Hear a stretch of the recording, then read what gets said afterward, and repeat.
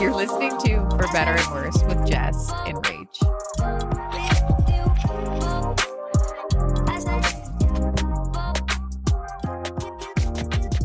Jess and Cozy India here. What's up, Rach? Wait, it's more pointed towards you. Oh, I'm nervous. okay. Hello. Hi, everyone. Welcome back. Welcome back. We're here with our friend Trisha. We got Trisha here. We're so Hi. excited to have you. Get in here. Okay, here we go. Trisha, Gotta how the get hell used to are it. ya? Hot as hell Yep. outside, but feeling pretty good in here. I was telling you guys when I walked in, like, chose not to wear pants today because it's about 100 degrees and chafe is like with The chub rub. and the chub rub, the getting in the bits. I don't really want that today, so Yeah, free balling it. I love that for Okay, you. So I feel free. She's free. She's I free. feel She's free. free and wearing no panties. So a visual for one for all. You're welcome, everybody, for that knowledge. Well, yeah. Of I'm course. happy to I'm know happy it. about it too. Okay, so literally after last week, I forgot to mention this.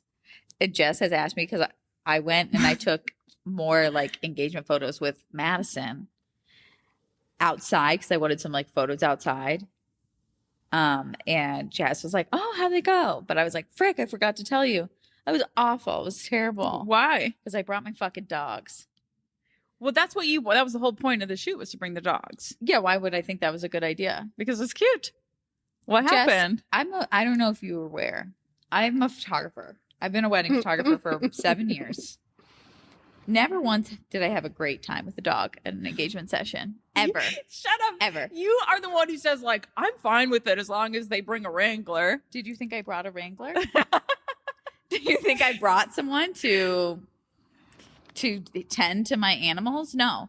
I brought the dogs to Wingfoot, my favorite park. Represent. And I said, "Oh, there's a dog park. We'll take them to run around for a couple minutes." Cute. Good idea. Coors absolutely lost his mind. Just the Mm. excited barking. That was like, Have you- you've disrupted the vibe of this entire establishment. Have you ever taken him to a dog park? No. Okay. And there were about 100 dogs there. Oh I was my like, God. apparently everybody's here today. And it was just that moment of like, we just got to turn around. And so we like put them back in the car, drove to the other side of the park, got out.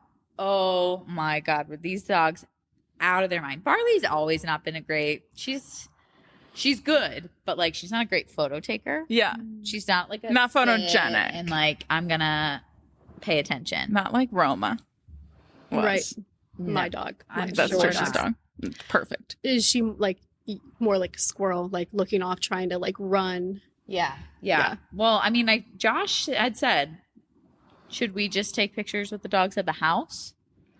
Which I always, it's like, Rachel, did you have a stroke? Because that's always what I say. I'm like, either we go to like a park your dog is used to, Mhm. or we do it at your house so it's not like, no, it was Chaotic. awful.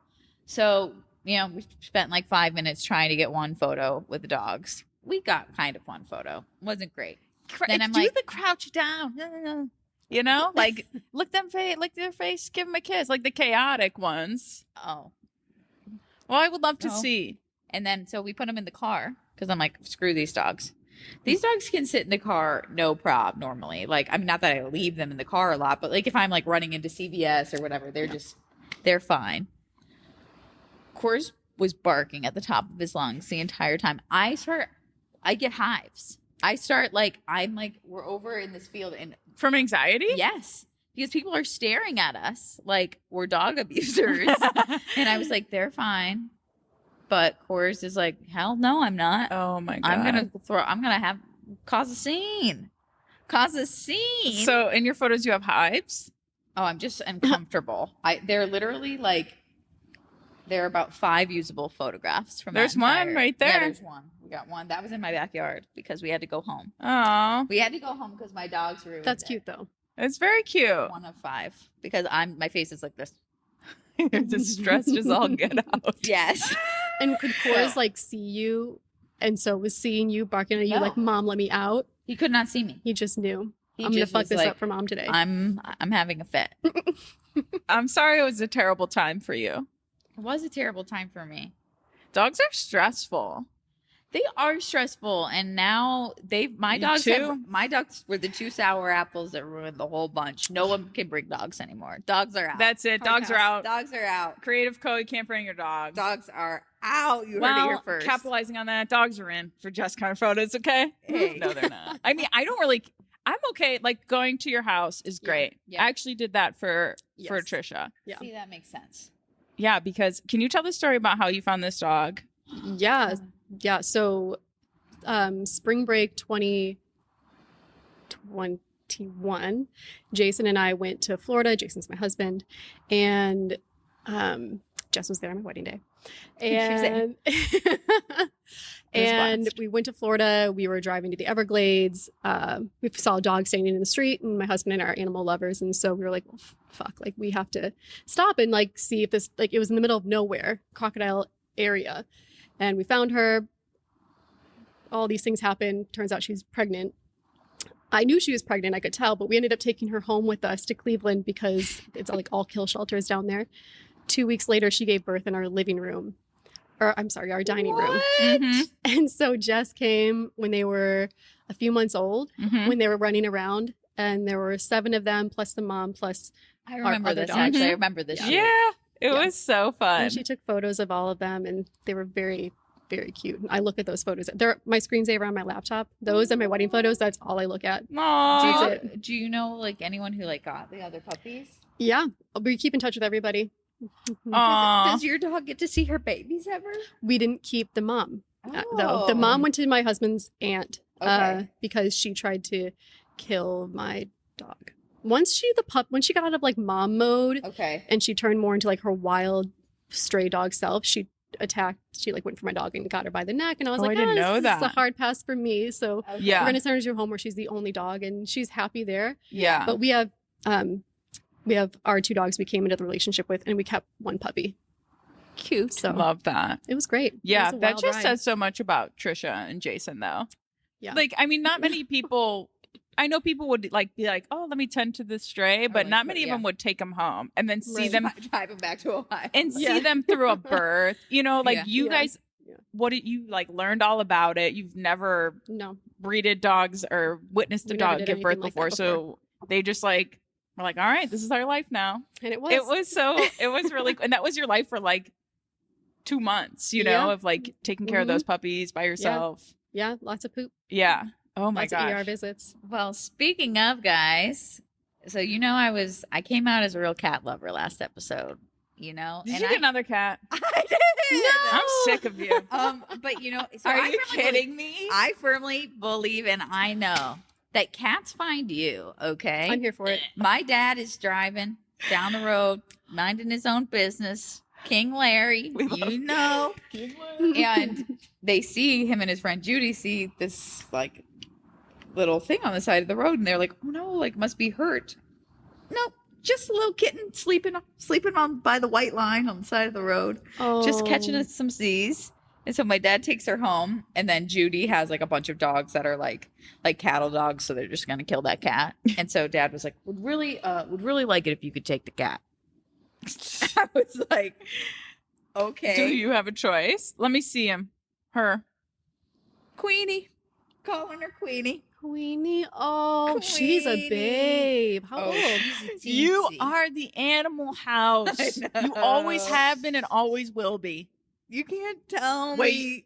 She's You cute. can't tell me. I She can't low-key tell- cute. Yeah, I love She cats. is I'm so here for it. cute. But I took Herschel to my mom's just until we can get her to the vet to make sure that she has like, I guess I'll reach out to the pod. She might have cat lice, which is not human lice or dog lice. So Mhm. it's species specific. Trisha has a degree in zoology, Okay. so she might know. Well, did you know that Zoology, I, I don't love know it. if you guys have ever heard of the website called YouTube. No, I'm not. Well, it is a site New to me. where it's just notoriously known for just having any amount of Right. information on anything at any time. Yeah. You can learn anything Always accurate. except for cat lice. You can't learn anything about cat lice. Really? And even my vet was like, yeah. We don't really know about it? And they didn't really want me to bring her in because Yeah. it's very, like, they're so tiny Yeah. that you they don't want to pass it around, but there's no information on like really Treatment. Do you have any information on cat lice? I don't. I know If it you exists, did, you should have but made a YouTube because I would have watched it. It's YouTube or The Google. The only YouTubes were like cats can get lice. It's rare. Your vet Very do- rare. Have you have any like advice for a bath or? No, because they're like, well, you can use Frontline, but probably not on her because she's so little. Because she's like probably 4 or 5 weeks, Mhm. and Frontline you have to be like 8 weeks. Right. Okay, also, a few dog stories. One being Frontline flea and tick Mhm. topical treatment. Yeah. Every time we use it on Olive, she gets real weird. Like Sure. like she's on Adderall or like cocaine. Something because she can't sit or like lay down or get comfortable. Like she would go room to room, Mhm. and when she would go upstairs and come back down, and I'm like, what's going on? What is this? And some people said like there's psychological concerns or some type of side effects. Can she lick it? No. Okay. That can be a thing. Like if they can actually get to it, it can cause some just mental distress Yeah. and like, but they would also be foaming at the mouth. Right. So if Olive's not foaming at the mouth, it's probably No, not that. she's not. But it's really bizarre because it happened the first time and we're thinking, what is out of the ordinary? What did we do? And it was that. Mhm. And it happened again. But that same night, she killed a possum. I think they tag teamed it. Olive and Pickle killed, which looked like a rat. Well, Large but I rat did, or yeah. small I rat? mean, it looked like Is a it rat, small possum. but it was a possum because I'm like, we don't have rats. What the fuck, you know? Because of the tail had me Yeah. concerned. Because Oh, so I went out there and you could see we have like a pile of wood and the whole pile of wood is like all disheveled and there's wood everywhere. And then I see Olive do that like roll in it thing that Yeah. she does Yeah. on dead Yeah. animals. So I was like, no, it's 11:30 at night. And I'm like, Joe, I think Olive got something. And he cannot handle dead animals, especially a fucking rodent. He was like, Jesus fucking Christ, you know, and he gets so mad. And I'm like, oh, what do we, you know, I am more grossed out that my dog rolled in it. And like, I'm like, now I have to bathe them and scrub them clean Mhm. because you can't sleep in my bed or anywhere with this rodent juice. Ew. Ew. Okay. I know, disgusting. gross. Anyway, so Joe gets the shovel. I'm holding the phone flashlight, shaking. I'm like, I hate this so much. He's like, me fucking too, Jess. And then he like gets it in. We get it into a garbage bag. He actually digs a hole in the yard because he's like, I'm not gonna pick it up. He's like, I'm going underneath and getting the grass with it too because I don't want it to touch the shovel. It's dark, pitch black, and all we can use is this iPhone flashlight. Anyways, so we get it in there. We get it in the garbage bag, and he throws the shovel across the lawn. I fucking hate these dogs. I'm like, this is embarrassing. I've never got a bigger ick. I've never got a bigger ick in my life. I'm like, White man rage. I'm like- not a bigger ick. Feelings became too big and he did not know how to handle them. No, Sorry. he The did. therapist over here. Right. That's out of like straight fear and uncomfortability. He is just irrational. I was like, I'm embarrassed right now. I'm like, why are you saying things like this? It's just kind of silly, you know? Like, And you he's like, don't mean them, so why do you say them? it's so so stupid. That's like, my biggest ick. yes, Yeah. yes. I'm like, I do not. This is embarrassing. Mhm. And no one else is even there, but you're still just like, I can't look at him. Yes, Like, I can't, yes. I'm you know. like, I'm gonna go inside. I'm gonna Yeah. go play in the dogs. And then he's like, how can I help? I'm like, you sit down and calm you down. Said you don't like my dog. You are done. said, what's done with these fucking You're done. dogs? Oh my gosh. But yeah, that's my dog story. Good times, good times. Oh my gosh. Other than that, did my hair and makeup trial, put my dress on. Everything's looking good. We got Good, about- ready for the wedding. By the time this podcast airs, we got 3 weeks. Yeah, that's Yeah. crazy. 3 full weeks. It's gonna fly by. Yeah, that's a lot. That is Yeah. kind Mhm. of sinking in. Yeah. And then we picked up our wedding bands. I'm wearing them right now, just to try them out. It looks I got to good. make my wedding bands. Did I tell that story? You I think I did. Wow. So I carved this out of wax and then made it into Gorgeous. It looks good. I feel like it Yeah. complements the ring. heck yeah. I had a vision for it. I had a vision and I brought it Executed. to life thanks to Danielle and Bobby from Circle Craft. Everybody Make your own wedding band. Yeah. I'm into it. I didn't even know that was an option. I know. It's really cool. It's a little special arts and crafts moment, you know? Josh is loving his. Yeah, I know. Oh. He posted it. It's Did cute. he? Mhm. He is so cute. Yeah. I feel like I don't see Josh's stuff. Every time it's like, oh, so He's not on your algorithm. Must not be. On the different side of TikTok. Yes, but should we intro Trish? Should we give the audience what they want? This 100%. mystery woman, 100%. All right, guys. We have Trisha here.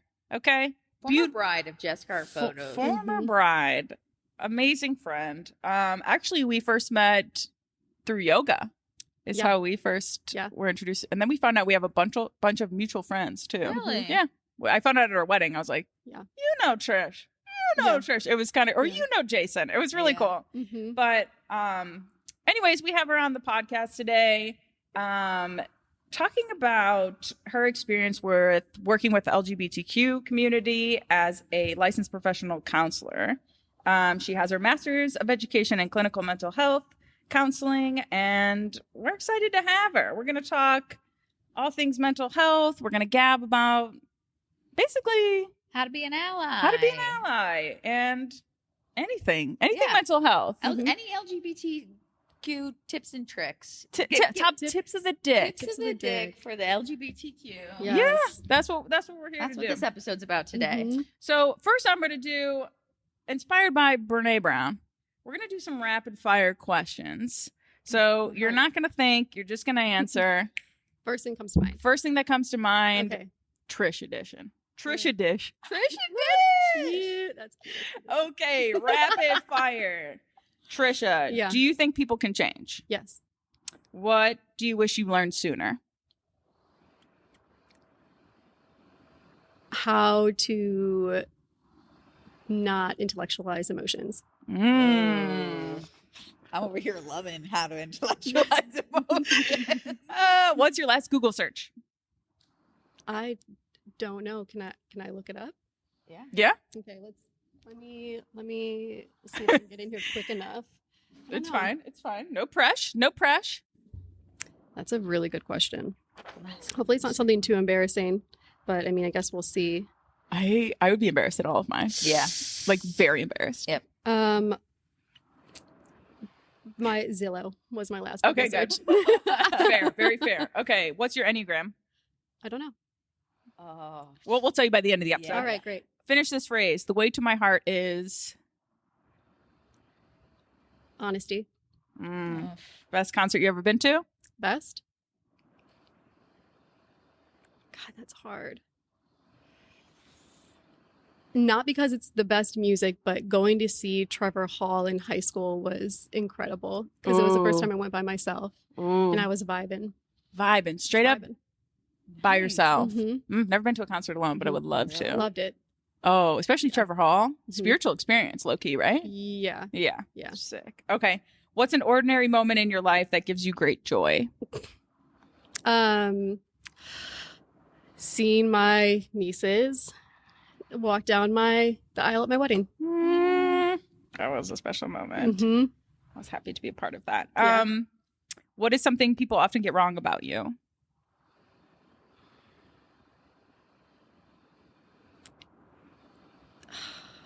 People think that I'm going to psychoanalyze them.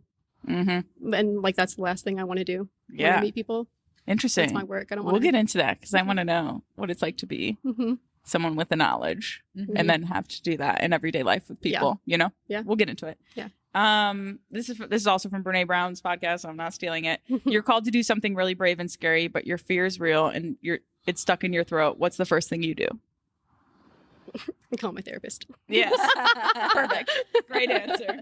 Great answer. All right. Welcome, Trish. She's here. Thank you for having me. Let's start with the basic questions. Trisha, what do you do for work? What is the job? The job is I'm a therapist, so licensed professional counselor. Currently, I'm seeing all my clients virtually because broken leg is still healing and it's hard to get to work.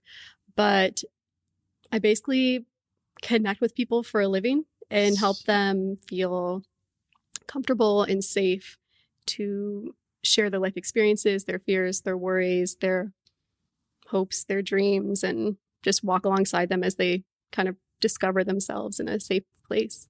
When did you decide that you wanted to be a therapist? I always knew that I wanted to be a therapist, but I didn't, I had this like, who do I think I am to think I can help people mentality. So even in high school and college, I knew that I wanted to be a therapist, but I was like, oh yeah, zoology, science, more finite, more Introverted, clear cut, not as scary to deal with. Whereas this world is, there's no right answer for anything. There's multiple ways to work with people. A lot of people's lives are in my hands, it feels like. Yeah. So it was really scary for a while, but I decided to go to get my master's degree in 2019. So I just graduated this past spring. Okay. And just was tired of teaching yoga and pretending it was me being a therapist. It wasn't doing it for me. Yeah. Yeah. Mm-hmm. You got real licensed. Yeah. Mm-hmm. That's how I feel about like sometimes our job is like, I think both you and I've talked about how like therapy or being a therapist is something we've like doing. So I feel like sometimes we toe a line of like, I mean, it's advice, you know, but it's like, man, it would be nice to have the credentials right now. Yeah. Mm-hmm. Like one of our friends, I think Tiff listens, but our friend Tiffany is a wedding photographer, but she was a therapist and did both for a long time, but she's not active practicing therapist right now, but she's like, it's so interesting. And I was like, I wish I had the like real inside scoop. Right. It's like for weddings and just, you know, navigating those relationships is so weird. Yeah. It is weird. We hold a lot of space, you know? Yeah. Well, And and you guys, like when you go in to be with someone on their wedding day, all the guards that they have up like in their day-to-day life are kind of like shattered. So you're seeing them in their most raw, in their most like primary family relationships and all the shit that is there under the surface that people don't normally see. You see it like immediately. Oh yeah. And it probably could be overwhelming. I don't know if you feel more comfortable with it now, but you're seeing like the deep layers of their relationships so quickly. So quick. I mean, it's And I ask about them actually. So I'm what? like, I like in my like questionnaire, and I mean, if it hadn't come up, I'm like, family dynamics can be weird. Fill me in. Oh yeah, I told Fill you me about in. that Yeah. question. Yeah, because I it's- reworded it recently because sometimes people are like, what do you mean? Yeah. Are you you know? But it's but I'm like, spill the tea on your family, give me the drums. well, Like, yeah, it's just like I don't want to put two peaches. two people in a picture. Yeah, pictures in a pacha. that don't want to be next to each other, or that family dynamic doesn't make sense for them to be in a photo together. You know, it's not something. I just want to be aware of that. But it is really true that we walk into a situation, and you know, a lot of, as a therapist, can probably say a lot of the reason you are the way you are is because of your family, and you can see those dynamics just really unfold right in front of you within the first couple of minutes. And you I saw think, mine. yeah, I think it's good to read people. I think we're pretty good at that, and you know, reading the room and making sure that we're serving our couples the best we can. But yeah, it's definitely interesting. It's a fun gig though. You did a great job at my wedding. It was so emotional, and you were able to keep me on track and like hold me to like the values I had for my day, even though I was getting very emotionally overwhelmed with everything else that was happening. You kind of like helped keep me there so that I would feel like, oh, I actually was present for my day. Like it was invaluable. You and your second shooter made the day. Who's your Thanks, second shooter that Trish. day? Taylor. Oh yeah. Yeah. But I think it's the trust we put in each other, Trish, that we could hold that space for each other, and you letting me in on this stuff, like you kind of explaining your family dynamic to me before I even got there, and explaining what emotions you might be feeling that day and how I can, you know, divert them or, you know, hold space for them. And I feel like it was a group effort, and us knowing each other just obviously helped all of it. But honesty helps. It does. And you know, we're pro therapy. We're the freaking therapy police here. So yeah, I guess we can we can get into some LGBTQ questions because that is the population you're working with currently. Yeah. Or specializing in. Yeah. So tell me about that. Like, did that choose you or did you choose that population to work with specifically? That's a great question. It's both. I was always really interested in it because ultimately I'm really interested in working in sex therapy, specializing in sex therapy. And as a bisexual woman, I also like that layer, that personal layer of the struggles that I've had with that and wanting to be there for people who go through similar struggles and probably even more difficult struggles than I have. Yeah. I took a class in grad school, an LGBTQ class, and I was obsessed. Cool. I like absorbed all the material. I was so excited about it. And the place that I work, Grow Cleveland, really focuses heavily on working with the LGBTQ population in Cleveland. My boss, Dr. Pete Finnerty, is very well respected in that realm. So he's my direct supervisor, and I get a lot of good info from him. And a lot of I would say, like, out of every 10 clients I have, 2 are not queer. Okay. The rest are, yeah, in some way. And I love it. It's an added layer that I think can be really underserved. And a lot of these folks have been marginalized and isolated their whole life and like invalidated. And I want to be able to be there as a safe place for them to really dig into themselves if they want to talk about their LGBT concerns dealing with being part of that community, or if it's something outside of that. Like I want to be a safe place for them to talk about it and not think that what or who they are is weird or different or wrong. I just think that they're special. I love that. What do you think is one of like a big lesson you learned at the beginning of serving the population that like you didn't expect to learn? Like, how is it that serving this population of people, you know, with different sexualities or identities is different than working with just like straight, you know, like. Yeah. 2 things come to mind immediately. One, how important self-disclosure is. I don't practice from a blank slate mentality, which is like where therapists are just like, they don't tell you anything about themselves. They reflect everything back to you. It's never, there's never any self-disclosure. With the LGBTQ population, I find it to be really beneficial to disclose my sexuality.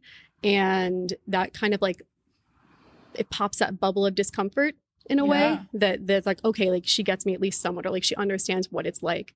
And more disclosure, I think, can be really helpful because for so many folks who are part of this community, sharing who they are has always been really scary. So divulging or discussing some things about myself within reason, ethically, can help put them at ease and be more able to be vulnerable and open up. And secondly, because there was another thing that came to my head, but now it's leaving my brain. Let people tell you who they are. Like letting, like, and like, yes, this goes out like across the board for all my clients, but especially with this population, leaving space for them to tell me exactly who they are, their identity, their orientation, their affectional identity, not just their sexual identity. Like all of these things I have to take into account and not make any assumptions based on how they express their gender or based on if they do tell me their sexual orientation, not making assumptions about what that means based on my experience, but really coming to it from an open mind and allowing them to tell me.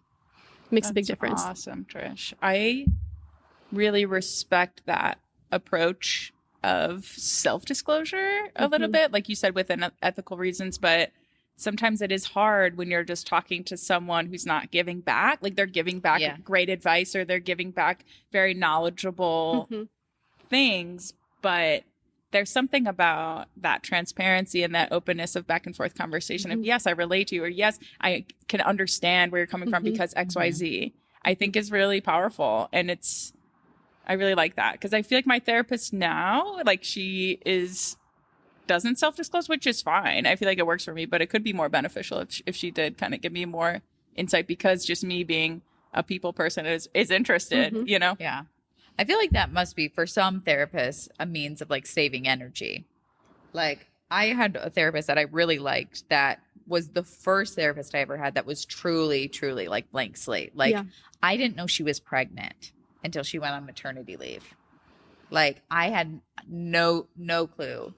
And at the time I felt like, okay, this is actually like through the things that I was working through, like at that time it was like my divorce and all those things. Like I didn't need someone else to relate to me because I felt like this was very much like a solo, like, not that if she wasn't divorced it wouldn't have helped, but like she wasn't divorced, so like, you know, like yeah, it's nice like, to know that. So it's yeah. like she's gone through what I've gone through, or Yeah. she's familiar with it because of it happened close to her. Yeah. But like what you said, for like, and as I said, like within ethical boundaries, it's when your client is going through crisis, and like shit is hitting the fan in their life and they feel trapped or they feel like they're in despair, like that is not the time for me to disclose that like I broke my leg. Like there were clients that didn't know that for a while because like that's kind of the ethical line. Is it going to be helpful to the client, right? Or is it just because I want to share what's going on with me? Like True. That's where that boundary is. Like how is my self-disclosure going to be able to function in this relationship, not just as like shooting the shit with the client. Absolutely. Do you know what I mean? Yeah, that's respectable for sure. Let's talk about what kinds of things, emotions someone who is in the LGBTQ community go through when coming out. Coming out is a huge, if it can be considered like a risk factor. Yeah. That it's a very risky endeavor, right? Yes. I mean, you don't know a lot of times how folks who are close to you are going to react, respond, treat you differently. Many, if not most, people who come out have had like a close friend or a family member, like not necessarily disown them, but kind of like cut them out of their life or invalidate them as soon as it happens. And these horror stories are everywhere. Yeah. And so anxiety and depression are more prevalent in the LGBTQ community than they are in the cis hetero world. Right. And it's not because being part of this community is a mental illness, because it is not. And some people think, well, they're part of this community, so of course they have mental illness. Like, no, that anxiety and depression is put on them by the society at large, by the patriarchal, heteronormative, white society at large, making them feel like they're isolated and vulnerable and wrong fundamentally. Yeah. And so it's terrifying. Coming out can be really, really terrifying for some, but not for all. And so when someone's thinking about coming out, a lot of the work that we do talks about identifying coping skills, talks about identifying your support system, people like thinking about who do I know is going to be cool with this, who do I know might be more challenging, and how do I deal with that if this comes up. Kind of like putting together like a contingency plan in case things go awry and they start to feel like they're being pushed out. Yeah. Because homelessness can even be like worst case scenario, get kicked out of the house if they're a kid coming out to their family. Right. Which is why it's so important, like through hearing you phrase it this way, that like people aren't outed on like involuntarily. Like I think like Rebel Wilson recently had to come out, but she had to come out because a tabloid came out for her. Right. And in my head I was thinking like, oh well, who cares? But it's like, I don't know Rebel Wilson's family. I don't know her friends. I don't know her, you know, but in my head, I'm like, oh, she's a successful comedian, actress. Like, you know, I'm sure coming out wouldn't have affected her. It's like, well, then she probably would have come out already. Right. Right. Like there was something there. There's something there that is, you know, that keeps people's private lives private. And I think that's why, I don't know. I was talking to Jess about this before you got here. I'm like, I feel like we live in a very strange time where it is common knowledge that homosexuality exists, that trans people are real, and all of this, right? But simultaneously, there are, you know, laws and policies that are now like crashing down on that community in a way that's like, have we gone back in time? Right. Yeah. Like it's simultaneously becoming more common knowledge, but also more rights are being taken away. And I'm like, this is a very weird space that I think we're living in. Yeah. Yeah. Now. People are scared. Yeah. Yeah. The people who are part of the community and the people who are imposing these laws and this oppression, like everybody's terrified. Yeah. And they're all just like, they're acting out of fear, and also politicians probably acting out of wanting more power. And this is a way to, wield power. Sure. And it's awful. I mean, the repercussions within the LGBTQ community it was so stark how quickly things changed with many people that I know that are in therapy, or many people I know that are part of the community. The despair and the betrayal is palpable. Mm. And I mean, this comes into allyship, like taking action is imperative at this point. And also we may feel like we're helpless, like it's beyond our control, and it's terrifying. Yeah. Speaking of action, what sort of things could an ally do to help? Or what sort of resources are in this specific area or anywhere that could be usable? Well, in the macro, like in the big sense, signing petitions and writing letters really does go a long way. It does help. So looking, like, you just doing a Google search, or like reaching out to the LGBT center in Cleveland, or I think there's one in Akron too, and there's like PFLAG, which is for people within the community and their families support and all of that. Reaching out to them to see if there's anything that they know of that you can sign, or that you can write or someone you can write a letter to. That makes a big difference, because for some of us, that's all that we have the emotional time and energy to do. And it's better than nothing. Yeah. But with people in your life, I mean, not standing for discrimination when you hear it, discriminatory speech, hate speech, standing up for people, like letting people tell you who they are, like on an individual level, is so huge. Pronouns. Yeah. All of these things, respecting people and seeing the humanity in them, I think is what it all comes down to. Seeing the humanity in these people, like not just making it about their identity, but seeing them as an entire person, and building upon that all the way up to writing letters and advocating for them, because they are hurting and they are scared. And I mean, they have a right to be. Absolutely.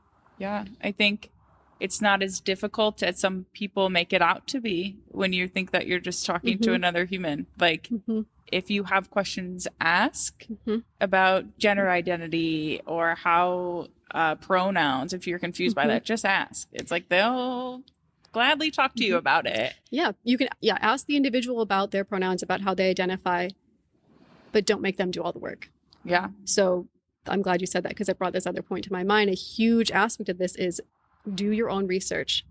Sit down, go on Google, look shit up, so you can understand fundamentally what's going on here, so that when someone tells you their identity, you don't have to make them do all the emotional labor of informing you about everything that this means and all the implications. And this doesn't have to be a huge endeavor of like textbooks. Like, it's easy as a Google search. Guides. Yeah. Yeah. Educating yourself right off the bat so that you feel more comfortable talking about it is huge, because it normalizes it for you and for the person you're talking to, who often can feel, again, like something is fundamentally wrong with them because people treat them that way. Right.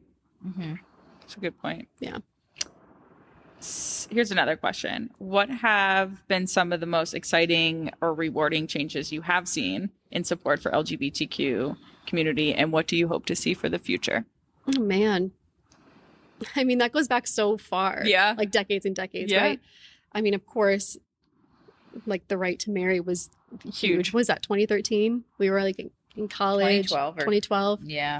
But like, why do I feel like that should have been years before that? Like, that still feels too recent. Do you want to know? So the first thing, I shot a same-sex wedding, 2 girls this weekend, and they did their trial a couple days before.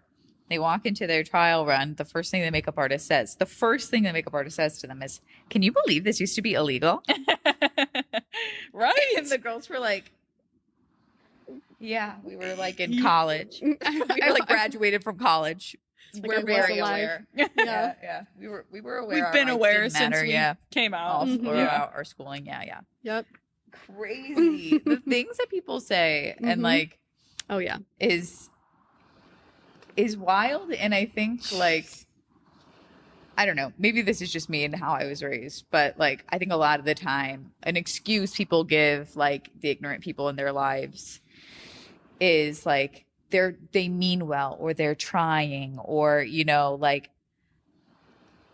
but how can you correct people who are doing these like microaggressions when they don't even know what they are? Like, I know that my dad, when my sister came out and, you know, with her girlfriend, like, he kept on talking to her about her safety. Like, he's worried about her safety, her safety, like, and saying like, people can get jumped for this, people can get killed for this. And it's like, Dad, that's not helpful or supportive. Mm-hmm. That's not hers to carry. Mm-hmm. The conversation with them, I'm like, you can be worried, but also I could be jumped, and I am in a straight passing relationship. So your anxiety is not helpful. And I mean, yes, like, voice that opinion, but like, that doesn't have to be the sole focus of what you're talking about with this person. Like, celebrate with them, ask them questions about like what's happening, like what do they like about their partner, how are they together, like how did they meet. Hopefully it's not a super long story. I'm just kidding. Yeah. Like how they met, like what they love about each other, what they like to do together. But sometimes folks get so like, what's happening, I'm so uncomfortable, like two women, they just get hyper focused on like, it's not safe, something's gonna happen to you. And that can be a really hurtful place to be on the receiving end of, for sure. And I think, like, I mean, I can't speak for Laura, so I won't, but from, you know, what I've seen from my parents is like, I remember when I was in high school and I like came out to my sister because I like had developed feelings for this girl that I was like making out with when I was drunk. And I was like, what does this mean? What does this mean? And I remember in that moment thinking like, Dad would be so mad. Dad will be so mad. But it was like, as we grew and we actually got to know our parents, like that was never a concern for Laura. Right. Like neither one, you know? So I think there has been like a lot of work just societally. Like, I don't know why I held that anxiety of like, you know, my dad's older. He wasn't religious, but I was like, he just won't get it, or he might not support me, and, you know, holding that. But then it was really interesting to see like Laura come out and my dad's like, well, yeah, all smart women are gay. All what he said? Yes. I love that. Yeah, he's like that. if they have a doctorate, they're gay. I love that. Like he just says, like that tracks. He's like, yeah, that tracks. How many degrees do they have? That's okay, great. And that's amazing. I did not know he said that. But he says it like with this, like not as a joke. He's just being serious. Like, yeah, of course, intelligent women, all the intelligent women I know. Do you feel like oh my he gosh. feels that way now, or he would have felt that way even back then if you were to come out to him? Or maybe it's now because it is more normative. It's so hard. I'd love to have this conversation with my sister to see what she would think. But like we had like a woman in our lives who was very clearly gay. Like one of my dad's best friends. She was younger, so she's probably like 10 years older than Laura and I. But like she was a kid to my dad. Like, you know, one of his friends' kids or grandkids. Her name's Jenny. But so we always had that identity. But it was kind of like, I was like, does Dad know? You know, like, does Dad know about Jenny? Does Dad know? And yeah, he did, obviously. Like, you know, It was apparent. It was apparent. But again, it's like, let people speak for themselves. Yeah. And, you know, Jenny's had her own story and her own life. And I think, you know, she grew up in a time where I think she might be maybe 40 now, but like, it wasn't something that you talked about at all. Like, she existed openly in the spaces she could exist openly in, but she didn't want to face discrimination, especially from someone like my dad, who she looked up to. So I don't know. I don't know if it's the amount of time that's gone on, or the visibility of like gay people in society that's like has helped those conversations, because it's like, it's visible now, it's apparent now, and it wasn't when we were growing up. It just like, not that it wasn't okay, but I remember saying to my mom, I was like, we weren't allowed to bring same-sex partners to prom. Like, we weren't allowed. Really? Yeah, I graduated in 2012. Wow. Like, you could be like, they wouldn't have kicked you out, but like, if one of my friends wanted to bring their boyfriends, like one of us would have to technically buy the ticket, like if they were from a different school. I wonder if that's what it was like where I went. I don't remember. Me either. I can't really. I don't think so don't because know. I know people took other people as friends too. Right. Like, oh, this is girl my group put date. together. Yeah. Like Mhm. that didn't have to be disclosed to the school who you came with. Mhm. So that's Well, really and interesting. It makes sense that you were afraid to talk to your dad about it if that was the environment that you, not that your parents were saying things or like microaggressions or like hateful, but the school you went to was like outwardly This like is you not can't allowed. bring Which was same-sex. a relatively progressive school. Right. Like It's very strange. It is. I think it's just this unspoken thing of like, it's not appropriate. It's not Mhm. appropriate. Exactly. And it's moving away from that, Thank I God. think, has been good for everyone. When I think that answers Jess's question, like that's exactly what it is. Like a big part of this and why things are they are getting better individually in a lot of ways, but in the larger context of like socially in our country, like things are much more challenging in a lot of ways than they were recently, or they're getting scarier individually.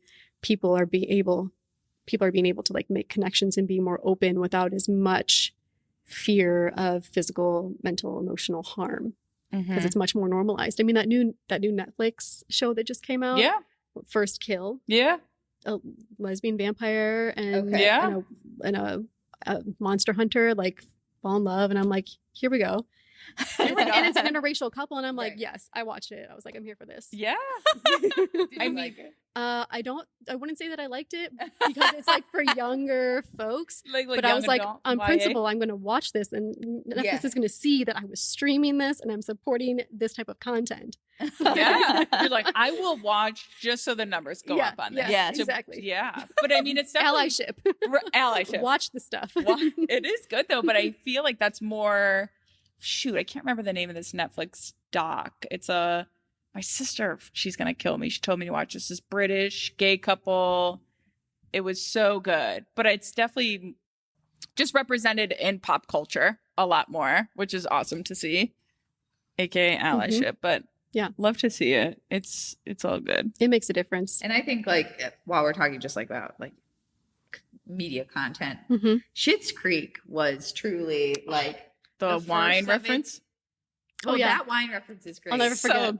good. But the first of its kind television show because the gay character wasn't centered around like a tragedy. It wasn't centered around the coming out Mhm. story or the parents not being involved. Like we got to see David Rose like meet, fall in love, get married Mhm. in a non-tragic, Yes. dramatic Right. way, in just a Mhm. healthy, happy, Yeah. normal way. There was never a single person in the town that was like, "Oh, you're gay." And you kind of think like, well, is that really authentic to how a small town would be? But it doesn't matter.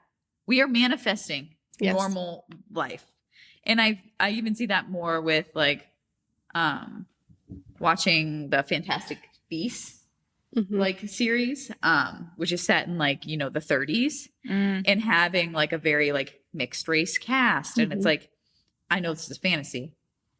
This might not have been how it would have been, but I'm like, it's how it could have been. And that's where we're going. Yeah. With I think a lot of like blind casting or mixed race casting, you know, even through Bridgerton and a lot Yeah. of things. It's Mhm. like if more and more people start seeing the past in a multicolored way, in a, you know, diverse way, Mhm. then our children will grow up with a healthier view Yeah. of how life should look. Yeah. Of what the world looks like even if now. it's not how it was, it's how it should have been. Mm-hmm. And I think that's like a really interesting thing that I've seen in like shows and stuff lately. I totally agree. I mean, it normalizes it because, yes, that's not how it was then, but that is the world that we can live in now. And I think it's important to normalize different people who look different, act different, believe different, coexisting and just with each other, respecting each other and their differences. It's important. Mm-hmm. I think this generation does normalize almost everything. They do. So I think it's just such a breath of fresh air for, you know, youth coming up and being brought into the world because they're in good hands of people who, you know, see equality and want change and Mhm. normalize, prioritize feelings Mhm. and everything. So I think the future is bright, hopefully. Despite policies it's The despite policies are dark. The policies are grim, but the future hopefully is bright. I mean, Yeah. we're Yeah. just we only can do what we can. Right. And I think focusing a lot of energy on what's going on in your individual community can make a huge impact. I mean, there is not so much that an individual typical person can do to affect change on the large scale, but looking within your community and seeing who needs help, seeing who needs support, helping people find support if you can't provide it. I mean, that is something that'll make a big difference on the individual level. Mm-hmm. Yeah. And there that's are good. ripples.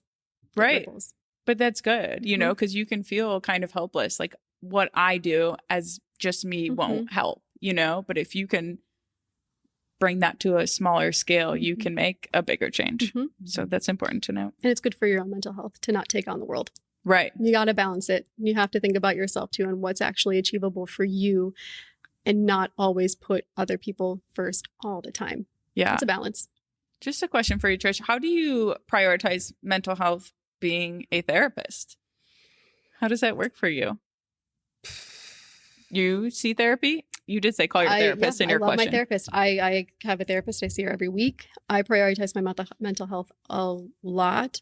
I mean, I think about it all day. Yeah. With my work, and I think about it all night when I'm home. It's something that's very prevalent in my life and my relationship, but trying to get rid of the idea of being perfectly mentally healthy and allowing myself to have those ebbs and flows and not to intellectualize everything I'm feeling can be really hard. I mean, even as a therapist, we're human beings and we have our own struggles. So again, like I said earlier, like being honest about what I'm going through with people that I trust is my best way to remain as mentally healthy as I possibly can. That's good. And I talk to everyone about it. Yeah. You are pretty open, like with people you trust and want them to know what's going on, which I appreciate in people. Like you both are like that. Like if something's going on, you'll just say it right away. And I surround myself with people like that because I don't always do that right away. So it's like, it's a breath of fresh air. I did think that was very therapist-y of you when Rach, when you were talking about how like you open up real quick, like you're out there and you're doing it right away. Like you're opening up as quickly, and it's disarming for people in a lot of ways, or it makes people feel weird and like whatever. But I don't. Yeah, those people, it goes one of two ways. It's a hit or a miss.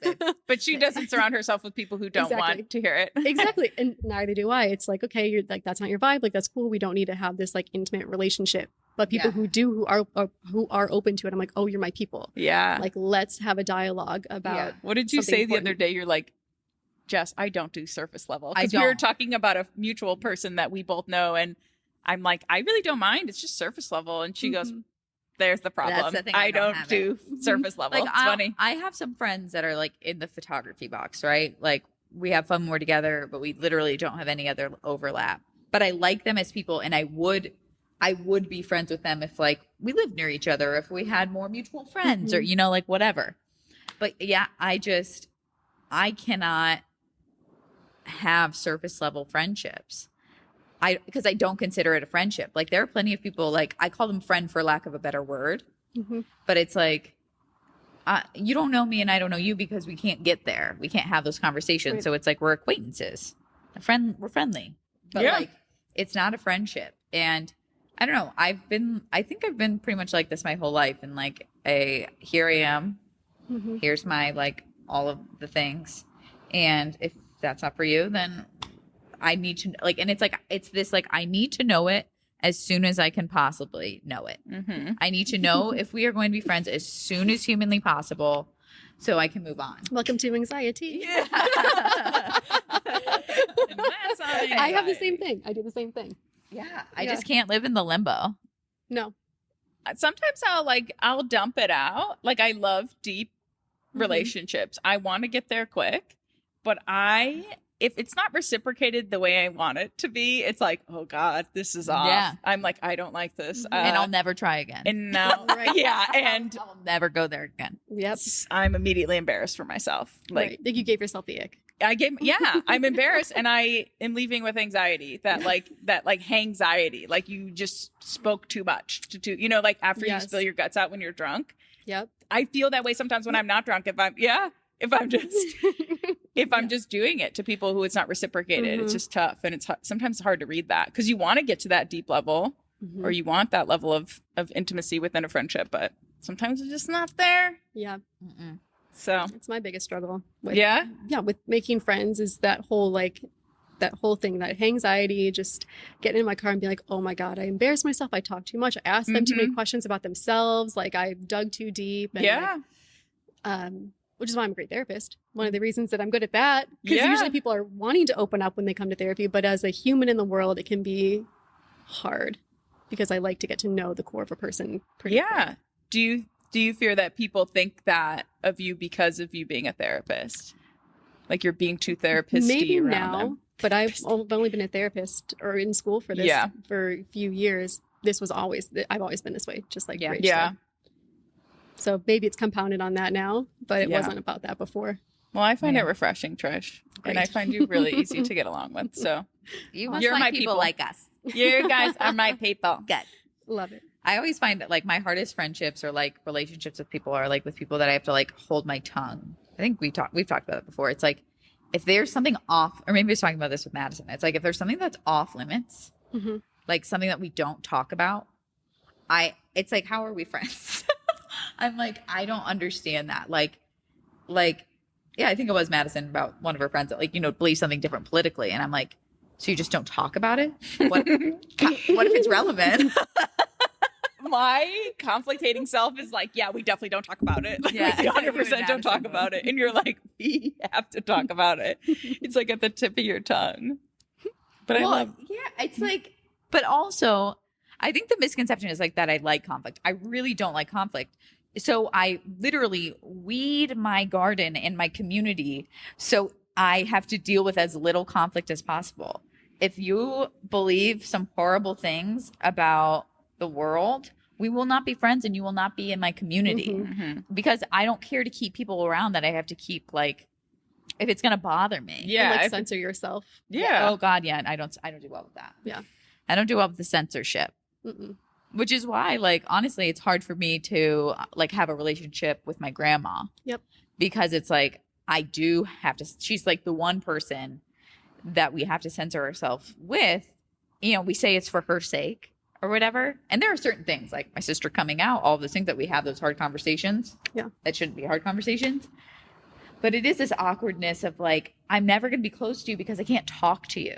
Mhm. Like That's kind of sad. Mhm. yeah. Yeah.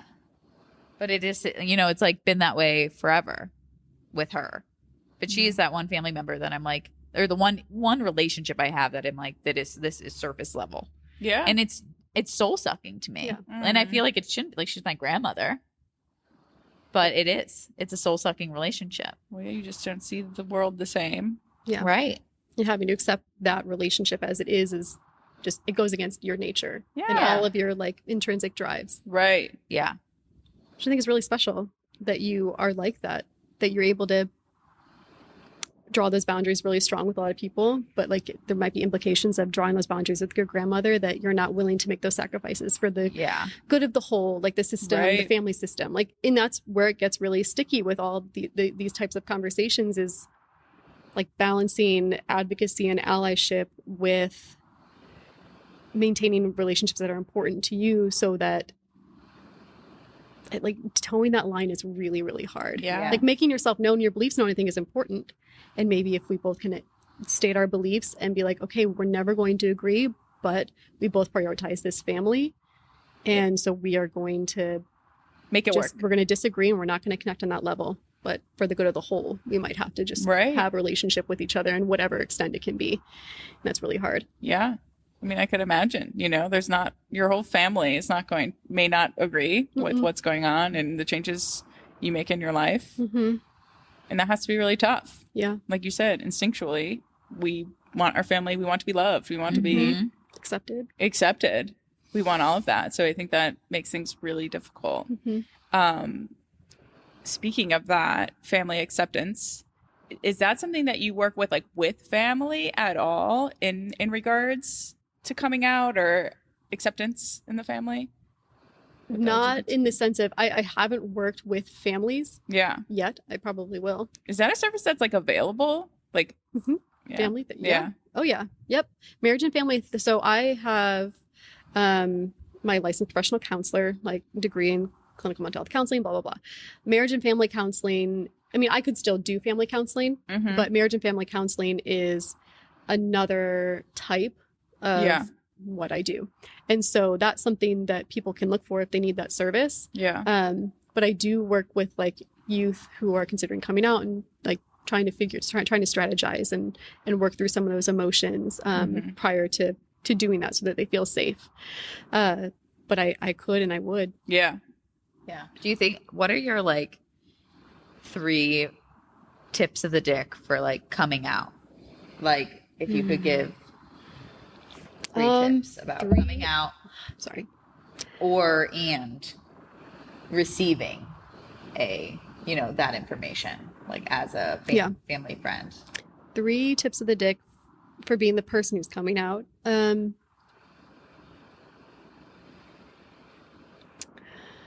Get familiar with the message that you want them to receive above all else before you start that conversation. So sometimes when people talk about these types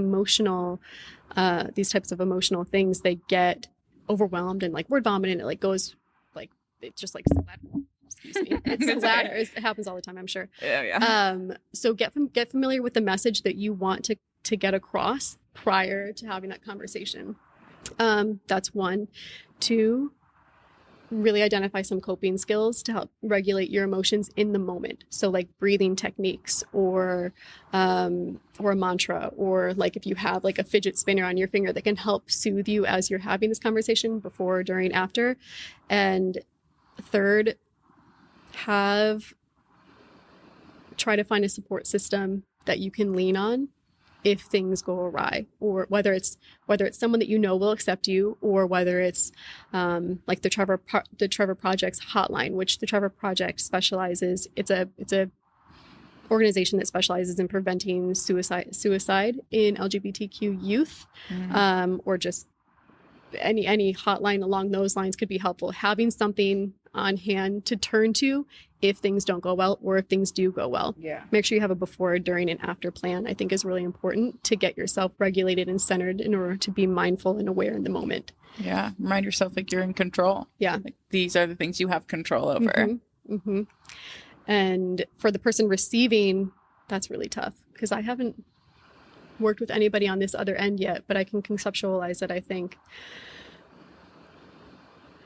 Just be open. Yeah. Humanize people. Yeah. This is the person that you've known for so long opening up to you about something that they very well may be terrified to tell you. They're a whole person. Give them time and space to talk. Ask an open-ended question. And I mean, love them. Love them. They're still exactly who you know. And if you need help and assistance, there are services like PFLAG.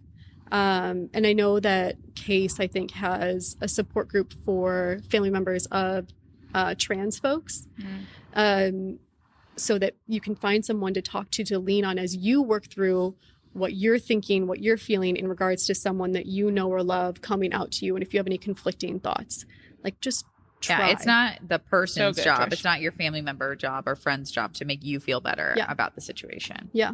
It's your job to work through that on your own with the resources that you can have. Yeah. It's hard though. I mean, yeah. It's terrifying. So good. Those are great tips of the dick. It's also a lesson in learning that like how the other person is reacting has everything to do with them and nothing about you. Yeah. That's a lesson I'm learning. Trying to depersonalize when it feels very personal is right. A sticky web. Sure. To try to parse out, but go to therapy. Go to therapy. Go to therapy. Yeah. Wow. Here is kind of a random question because Jess and I have talked about codependency a lot. Do you feel like the LGBTQ community is more codependent in general, like upon their families? Like, I know a lot of people stress on coming out is how it's going to affect other people. How, like, do you feel like because you're hiding for so long, because you want to go with the status quo for so long, because you, like, Do you feel like it's affects that population more because they push so deep into the lie, or Right. in making their family's life more or just easier? Yeah. You know? Easier for them. They believe it's easier for them to hide than it is for them to be who they are. Yeah.